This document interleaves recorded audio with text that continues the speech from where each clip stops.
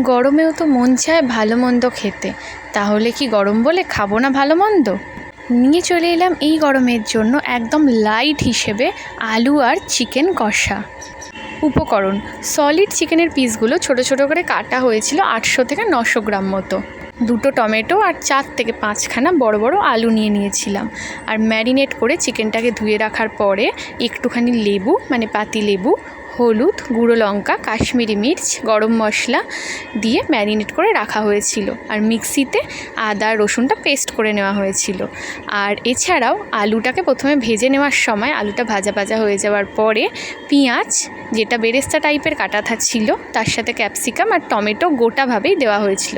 ওটা ভেজে নিয়ে তুলে রেখে আবার একটা কড়াইতে চিকেনগুলোকে ভালো করে ভাজা হয়ে যাওয়ার পরে দুটো একসাথে মিক্স করে নিয়ে শেষে একদম নুন আর চিনি পরিমাণ মতো দিয়েছিলাম। হ্যাঁ, চিনিটা অনেকেই দেন না, কিন্তু আমাদের একটু চিনিটা দিলে ভালোই লাগে, টেস্ট আসে।